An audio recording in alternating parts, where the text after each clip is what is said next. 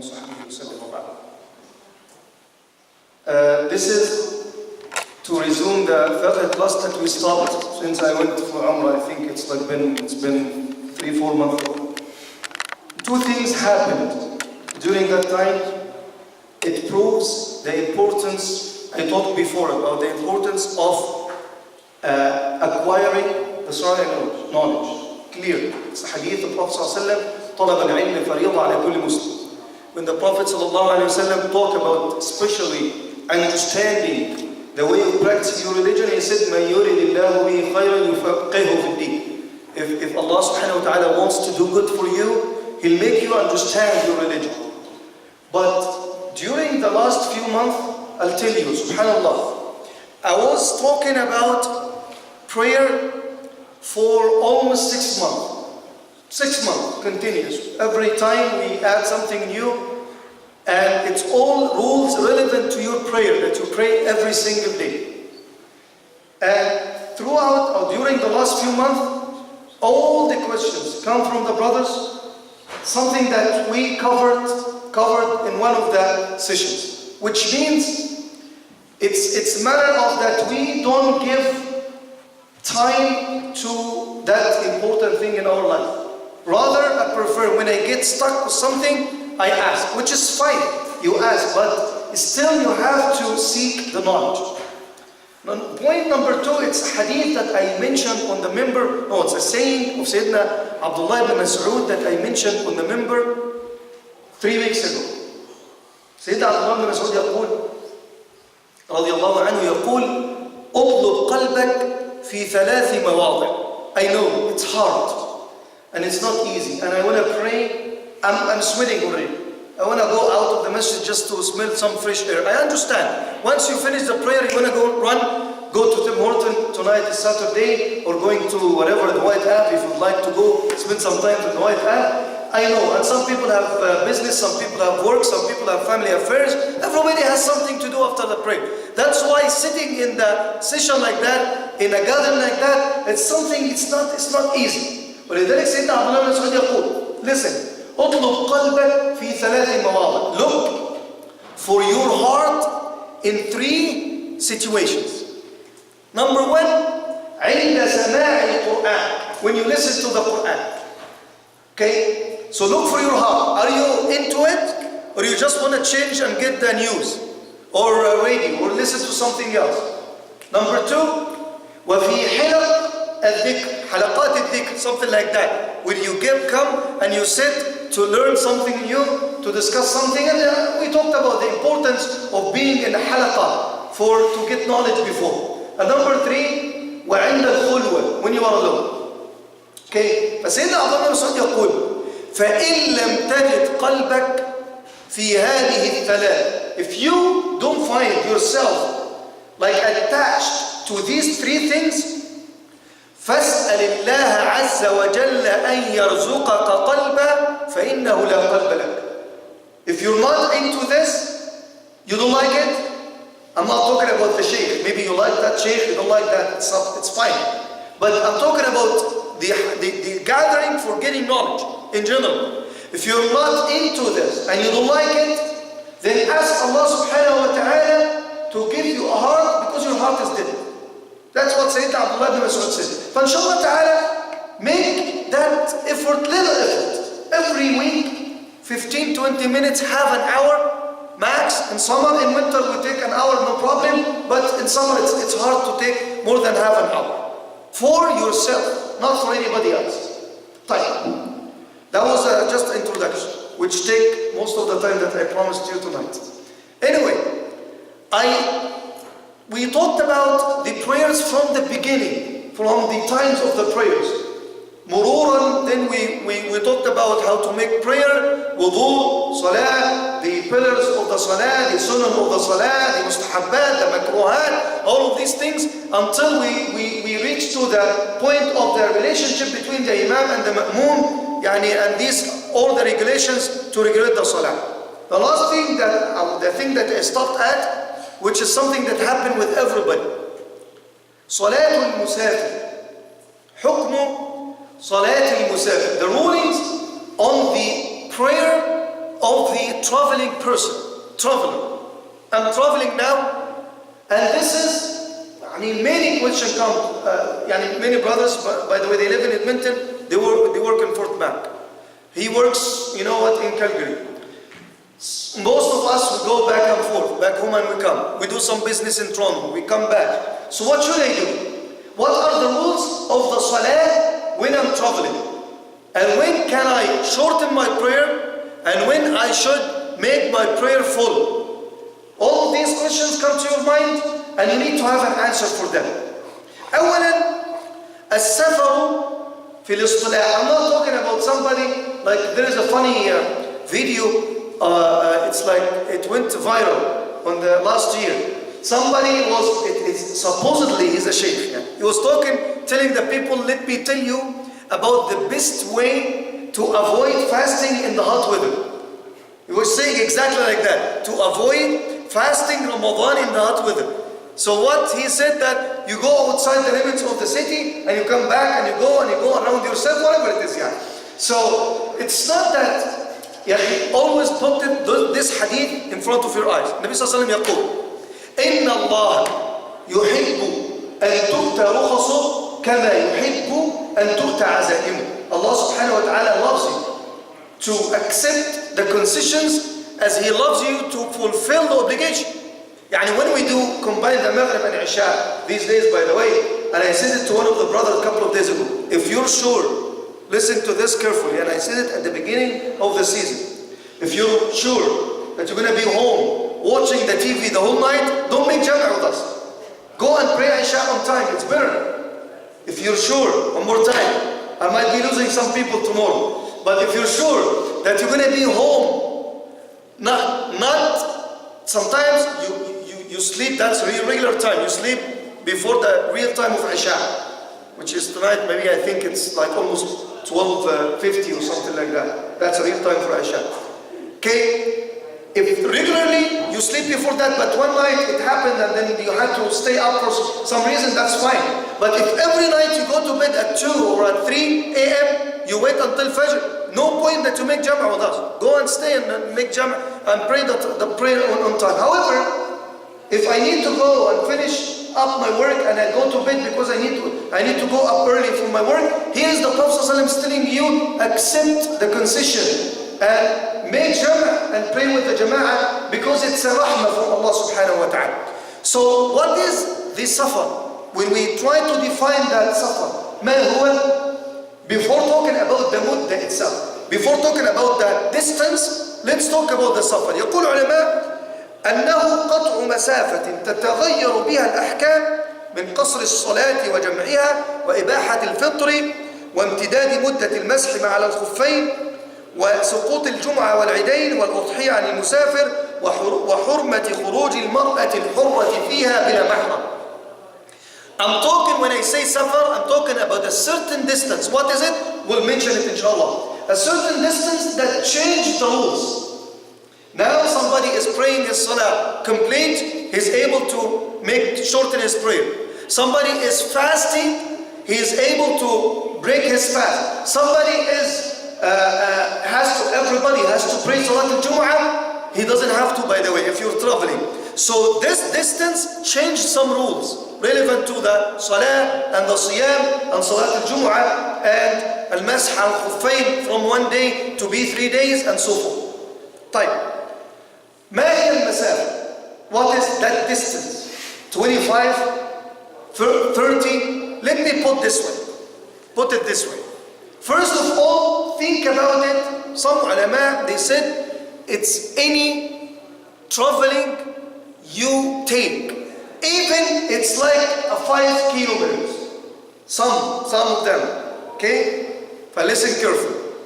However, the majority of the scholars are of the opinion that you're talking about, and I'm going to give you the well-known measure that we have, the miles or the kilometers. They said that you're talking about 55 miles, around 25 kilometers. It's one way, not combined. Some people say that, you know what, if I go to St. Albert or the Sturgeon County, it might be like 45 40 kilometers, and when I come back, alhamdulillah, now I don't have to fast. Like a brother in Ramadan, last Ramadan, he is on my Facebook. So he went to Calgary. Then it's in Ramadan. Yahi, and I know people here in Edmonton, they're over 70. And they cannot fast at all. But it was not you. They're over 70 and they cannot fast, and they actually don't fast. And we usually go take coffee on regular times, like in the week after Salat al-Dhuhr. But in Ramadan, he never go to Tim Hortons. He's not fasting. He tells me, I know that he's not fasting. Him and his wife, they don't fast. But he doesn't go out at all and let people know that he's not fasting. However, he has the excuse. Nothing wrong with it. But just to respect the Sha'ira. So this brother, mashallah, is our age, a little bit older than us, and he has this video on eating. I understand that you went from Edmonton to Calgary, which is over that distance, and you have the permission, and you have the concession, and I understand everything. But you don't have to upload a video for yourself, like eating during the day of Ramadan. Then start the fight start on the Facebook. How come you eat? Then he is explaining to them, mashallah, he's the alim now. Man, you have to understand the people in Lebanon, they don't know what's Calgary or Edmonton. So he has to explain to them, you guys have to understand, I live in Edmonton, and I'm now today. You don't have to do all of this. You don't have to show the people that you're doing it. However, you accept the concession. So the Prophet ﷺ said, once you go, you travel over this, and the majority of the scholars on this, you travel more than this distance, you are allowed to break your fast, you are allowed to shorten your prayer. Time.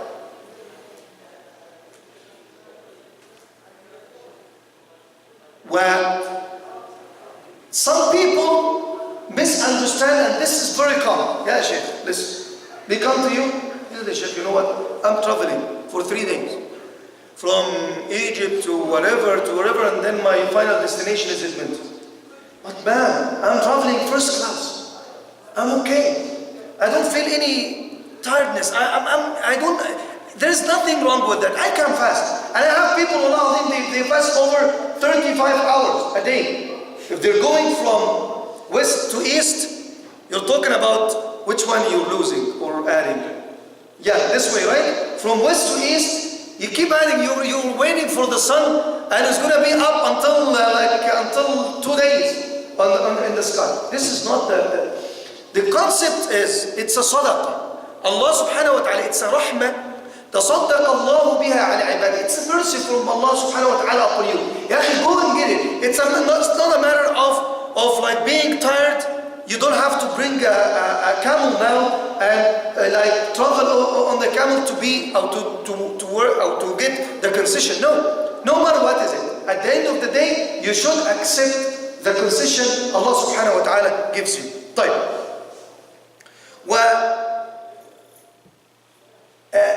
I understand that some people, when it comes to qasr and jam', they have a problem. I understand that, and we'll talk about it. And in some schools of thought, with due respect to everybody, our brothers that follow the Hanafi school, they don't have qasr at all, they don't have jam' at all. They don't make jam'. So we'll talk about jam' by itself, inshallah ta'ala. But when I can or I should start, yani somebody is with us here, and it happens a lot. The brother is praying with us in the masjid. Listen carefully to this, please.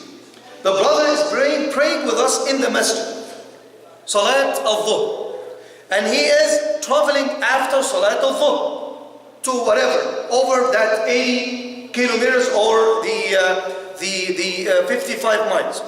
Okay, you shouldn't combine or shorten the prayer as long as you're still within the borders of your city. Did you get it? Yani I can't start from here saying, you know what, I'm traveling. I know there's some schools, but the majority of the scholars are of the opinion that you have to wait until you leave the borders of your city, which is Laduk, for example.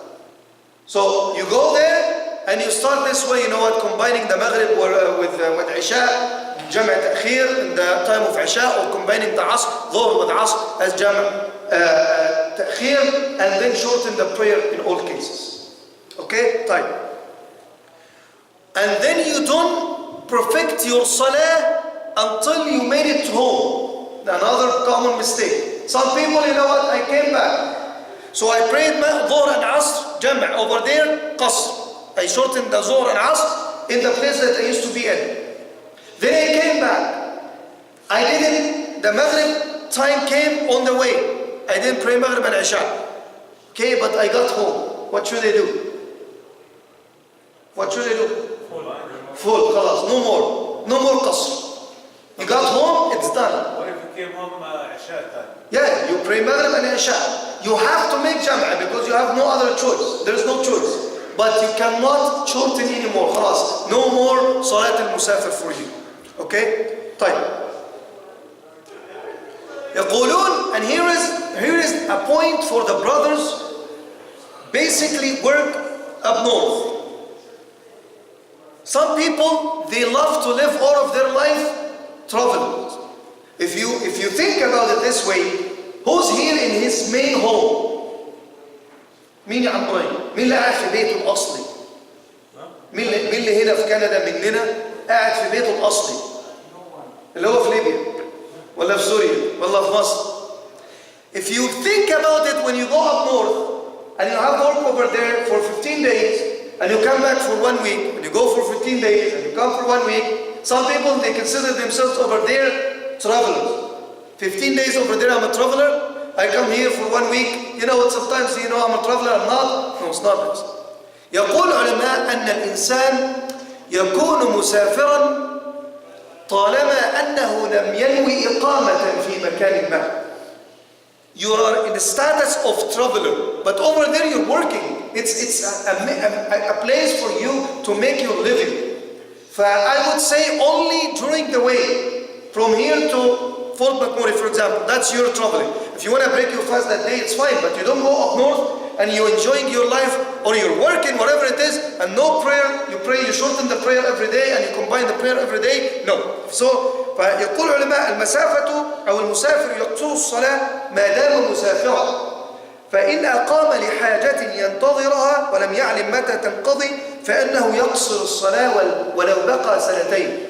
Somebody, subhanAllah, said that you're a traveler as long as you're in the status of like traveling. But if you stay in a place for a haja, for a need that you're waiting for. So I went to this place, I'll give you an example. Happens a lot. The University of Alberta Hospital, sometimes people get referral from these like the cities, the small cities in Alberta. Fort McMurray, wherever it is, Cold Lake, wherever it is. So some people, if they have to stay with their kids or their wife, whatever, and it happened a lot. The brother, they come to me. They had to stay here for 3-4 months. He's waiting for them to tell him that your wife is okay and you can go home now. So he's not actually in his hometown, but he's not a traveler too. Because he's waiting, he's spending that time as not a traveler. Because he can't say that tomorrow I'm on my way from Edmonton to Calgary. He's staying. So he has to treat himself as a resident, not a traveler. طالما أنه في انتظار حاجة قول. Yeah, I know it. The majority is in agreement with this one or the other? This one. I know, this one. فدون shorten the prayer up north. Okay? How many days? Okay, طيب. That's a good question. I'm coming to it. طيب, how many days? How many days after those days I say that I'm not a traveler? Two opinions. If you want to take the Hanafi opinion, which is good number of scholars supported, 15 days. More than 15 days, no more. But some people that are here for 50 years say that I'm not in my hometown, I'm a traveler. I'm a musafir. 50 years, 40 years, no, 15 days. After the 15 days, if you have to stay for anything, khalas. Yeah, you don't shorten the prayer anymore. However, the majority of the scholars, they said 3 days only. Only 3 days. The 4th day you start completing your salah. Okay? كنت هتقول حاجة يا أسامة. كنت هتقول حاجة يا about to say something. نسيت. نسمي بعدين بس بالنسبة للصلاة إذا أنت على الهاي واي وجدت الصلاة ولازم تصلي. خليها دي بعدين. نعم.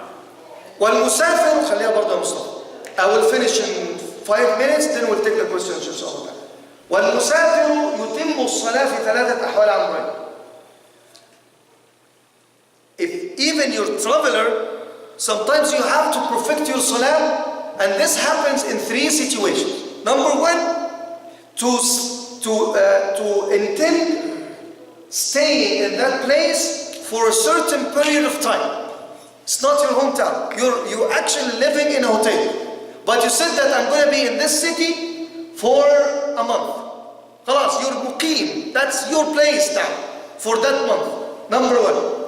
Number 2, you enter the masjid and the imam is praying jama'ah. So you can't say that I'm going to be praying 2 rak'at behind the imam and deliver the salah. You can't do that. You have to perfect your salah with the imam. And number 3, to go back and يرجع إلى المكان الذي سافر من. خلاص, if you go back to the place that you left for traveling, no more shortening of your salah. طيب, when المعتبر كما يقول العلماء هو الصلاة هو آخر الوقت وليس أول. أول الوقت وليس آخر. This has to be an example. Somebody is traveling after Salat al-Asr. He left his house after Salat al-Asr. Then on the way he didn't pray Asr. On the way, خلاص, he left the limits, the borders of the city. What should he do with his Asr? His Maghrib for sure will pray Maghrib 1.5 rak'at, right? For sure. Right? So he will shorten the Maghrib to be 1.5. Right or wrong? Okay. But I want to make sure that you guys are awake. So the Maghrib and Isha will be together. Maghrib 3 rak'at and Isha 2 rak'at. But what about Asr? In this case, exactly. So that you have to look at the beginning of the time. If the time enters while you're still at home, even you travel, after that you have to perfect your salah. What about the opposite way? The opposite way, that the time enters while you travel, but you get home and you didn't pray it yet. That's the example that we gave earlier. You have to give it full too. Okay, it's the main thing, the main thing that you shorten your prayer while you're traveling. You reach your destination, no more shortening, no more jama', and then you have to make your salah complete. Okay, time. I have 2 more points, then I will take the questions. And a very common question that comes from the brothers. I'm actually traveling, and I'm just combining Maghrib and Isha. What about the Sunnah? And I combine Dhuhr and Asr. And sometimes I combine Fajr and Dhuhr and Asr. Okay? So, by the way, ya shabab, combining the prayer is the day prayer together, the night prayer together. Okay, so Dhuhr and Asr goes together, Maghrib and Isha goes together. Fajr by itself. But what about the Sunnah, Raka'at? Can I pray the Sunnah or not? That's a question now. Said no. Some people they say, you know what? Ya akhi, aslan, I don't pray the Salah complete. I pray Salat al-Dhuhr too. Then it doesn't make sense that I pray the Sunnah. Right? Huh? Shortening the prayer to make it easier on you. Exactly. The Sunnah is But at the end of the day, if you want to pray the Sunnah, you pray the Sunnah. And nothing wrong that you add the Sunnah. However, 3 things that the Prophet ﷺ never left while he's traveling. Make sure that if you're traveling, you pray these 3 prayers. Number 1, Raghibatul Fajr, the 2 rak'at before Fajr. He never left them ever. Even it's Sunnah, he never left them, the Prophet ﷺ. Number 2, Salatul Witr, the last prayer of the day, which is 1 rak'ah. And number 3, Salatul Layl. If you're traveling and you're staying at the hotel room, wherever it is, and you want to pray 2 rak'at during the night time, the Prophet ﷺ used to pray that. Faddal ya Amin. Sheikh, when the Prophet ﷺ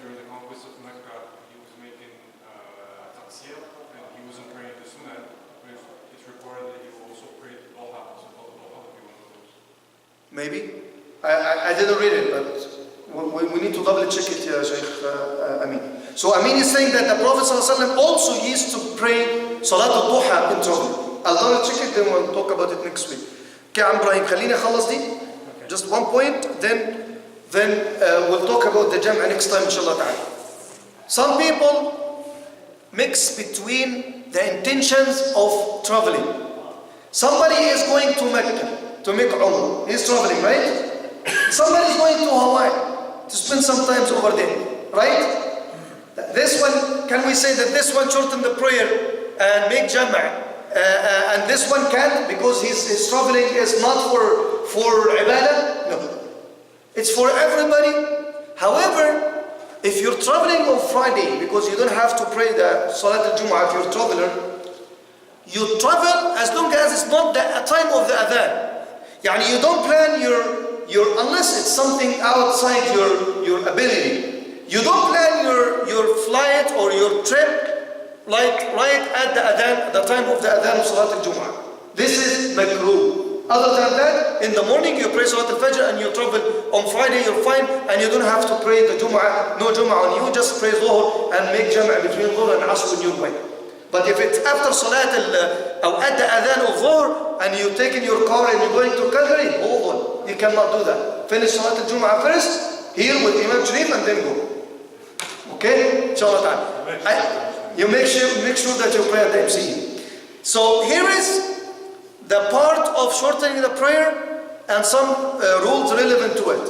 What about combining the prayers and the differences of opinions about it? And some people, they said it's only in Muzdalifah, as the Hanafi school said, and some others they said. And speaking of making Jam'a in case of necessity, as we do these days, why and how we do it, and on which basis we do it, inshallah ta'ala, that will be the topic for next week, inshallah ta'ala, for the Fiqh Halaqa. I will take the questions quickly for the Amr. And in January, Asr and Dhuhr, very short time. I'm traveling to Cairo. Pray Dhuhr at 1 o'clock. It's very cold. I cannot pray before I get to Cairo. Can you combine Dhuhr? Not only in that case. That example, subhanAllah, the ulama, they talked about it. Somebody, think about it in a different way. In winter, between Dhuhr and Maghrib, 15 hours, right? Shabab. It's 2 hours, right? 2-3 hours, right?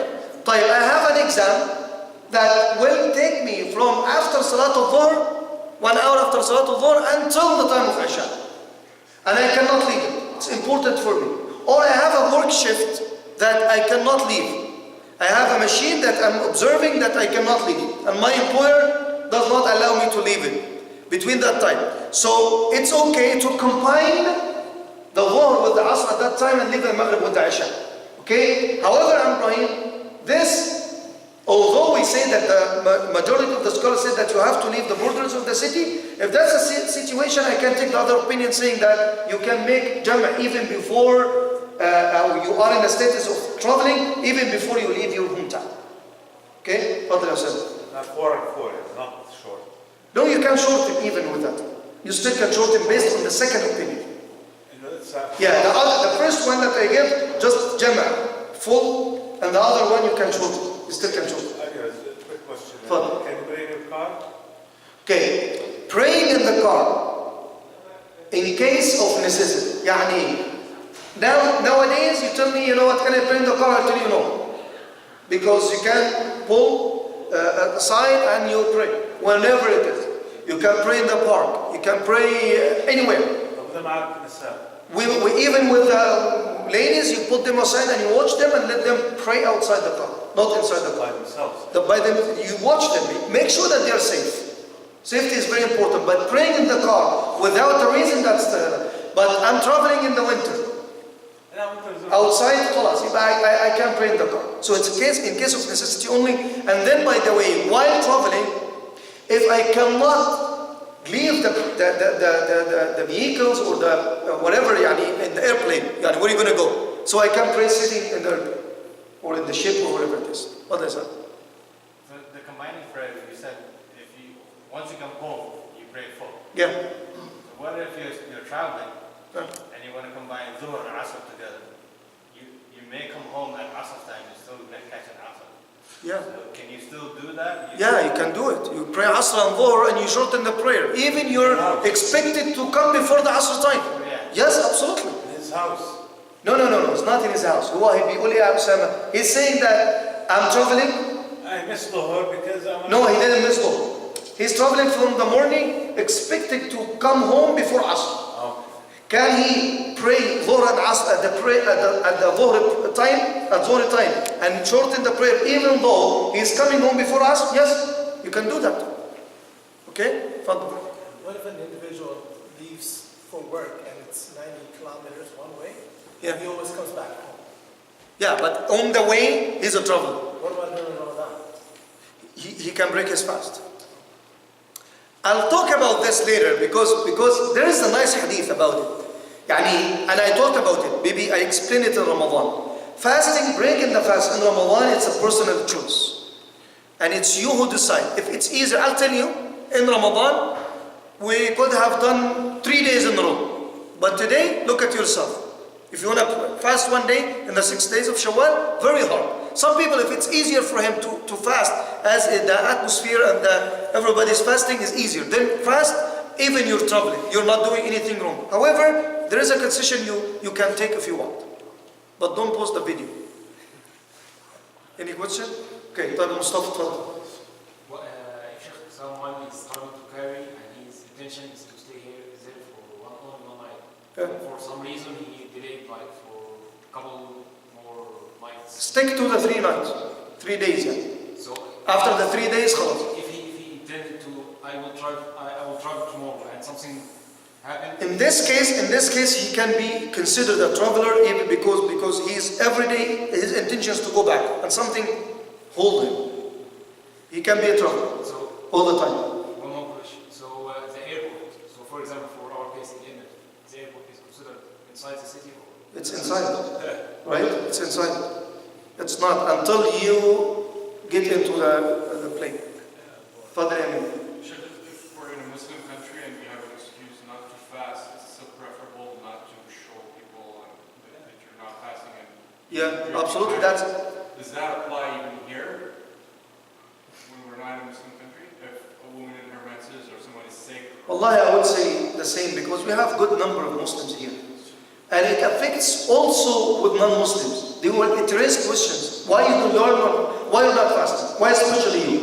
To explain to them that there are some people are exempt from fasting, it's a big job. Khalas, I don't break my fast in front of them and that's it. It's easier. Wallah, and it's a respect for the month, not for the place. It's not for a Muslim country or non-Muslim country. It's for the month. The sanctity and the respect for the month of Ramadan. Allah. Okay? طيب, Father Sa'ad. Last question.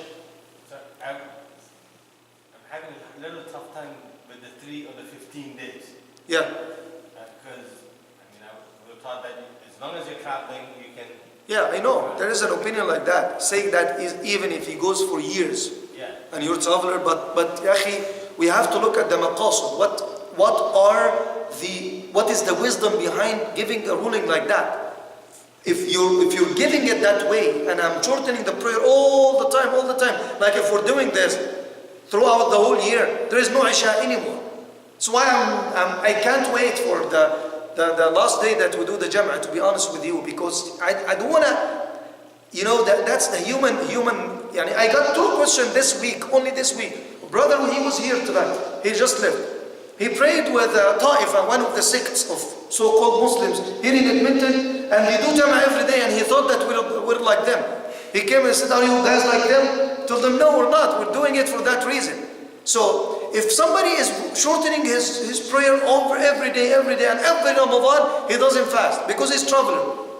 Well, okay? So he's not gonna be in practicing his religion regularly. So we can take the opinions and look at it, and analyze it and see what does make more sense. And then the hadith is clear. Sorry, but it's good that these things take place. So you're not going with one thing. Exactly. Well, some people, they might need it. Yeah, we Some all people need they might be away for a long time, and it's hard for them over there. Getting the water is hard. There is no masjid. There are many reasons for them to take that opinion. But for us, if I'm like doing some research anywhere or doing some work anywhere, I'll go to the masjid at the end of the day. I'll pray with the jama'ah. That's it. Fadal, go ahead. I'm talking about the Shawwal, the 6 days. If you start the 6 days and you fast only Mondays and there's 5, and when you do like the first day and then you saw like you can't do like the West. You do as much as you can. There is no obligation on you to do that. It's better. And that was if you start. No. As much as you can. As much as you can. Go ahead. The question is about combining prayer. Like yesterday, I arrived late for Maghrib prayer. Then we did Jami. Yeah. After we finished Maghrib, the brother who led the prayer, he went. And someone among us, he said we pray Isha. He led the prayer for Isha. So you make jam'ah by yourself over there. Maghrib and Isha? Yeah. I think what I know like is before you pray, you make niyyah. No, but niyatul imam enough for you. Yeah, but the imam is different because the first imam went, another one among us, they led the Isha prayer. Usually you pray every day with us, Maghrib and Isha together? Yes. خلاص. That's enough as niyyah for you. Allah, okay? Jazakumullah khairan. Inshallah we'll see you Friday for the seerah and Saturday for the fiqh inshallah.